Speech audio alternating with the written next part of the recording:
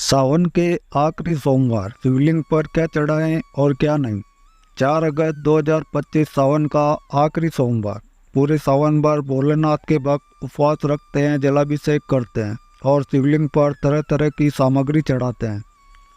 लेकिन क्या आपने कभी सोचा है कि शिवलिंग पर क्या चढ़ाना सही है और क्या नहीं?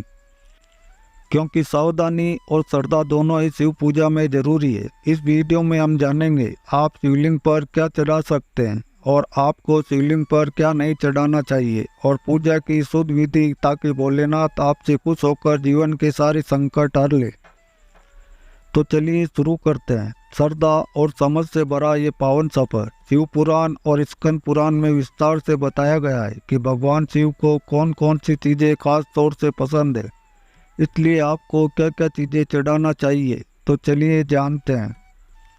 गंगा जल और शुद्ध जल। शिवलिंग पर सबसे पहले जल अर्पित करें, ये मन और आत्मा को शुद्ध करता है। इसके अलावा आता है कच्चा दूध, बिना उबला हुआ शुद्ध दूध।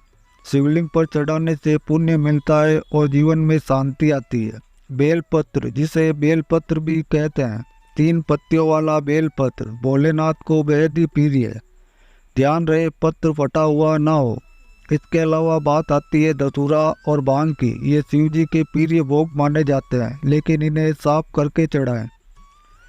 सफ़ेद फूल जैसे कनेर, आक या अपराजिता के फूल, ये शिव को बेहद ही प्रिय है। शहद और दही पंचामृत में मिलाकर शिवलिंग पर अर्पित कर सकते हैं। भस्म यानी कि राख। शिव को भस्म बेहद ही प्यारी है, इसे श्रद्धा से शिवलिंग पर चढ़ाएं। इसके अलावा ध्यान देने वाली बात यह है कि पूजा हमेशा तांबे के लोटे से करें, इसे सबसे पवित्र धातु माना जाता है। अब बात आती है शिवलिंग पर क्या नहीं चढ़ाना चाहिए।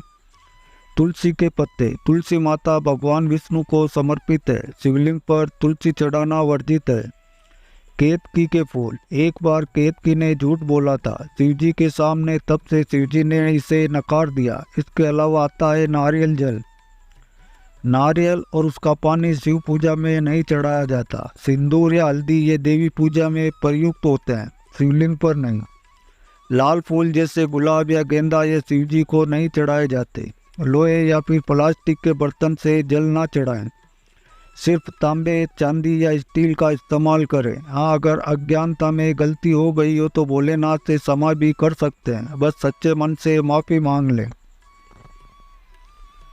तो चलिए जानते हैं सावन के आखिरी सोमवार को पूजा किस तरह से करें। ब्रह्म मुहूर्त में उठें और स्नान करें। शिवलिंग पर पहले जल चढ़ाएं, ओम नमः शिवाय कहते हुए फिर दूध, दही, शहद और पंचामृत चढ़ाएं। बेलपत्र अर्पित करें, उसका मुख नीचे की तरफ रहे। भस्म, भांग, धतूरा अर्पित करें। सफ़ेद फूल और चावल चढ़ाएं, दीपक जलाएं और धूप लगाएं। आखिर में ओम त्र्यंबकम यजामहे महामृत्युंजय मंत्र का जाप करें।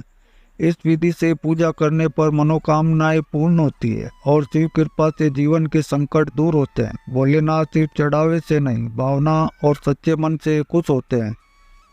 तो इस सावन के आखिरी सोमवार को शिवलिंग पर अर्पण करें श्रद्धा, संयम और भक्ति, क्योंकि भोले का दर है ऐसा दरबार जो मांगे वह दे दे और हर बार। फिलहाल इस वीडियो में इतना ही। अगर आपको ये जानकारी पसंद आई हो तो वीडियो को एक लाइक करें, शेयर करें और चैनल पर पहली बार आए हैं तो चैनल को सब्सक्राइब करना भी बिल्कुल ना भूलें।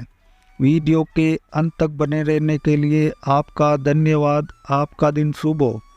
Thanks for watching all friend.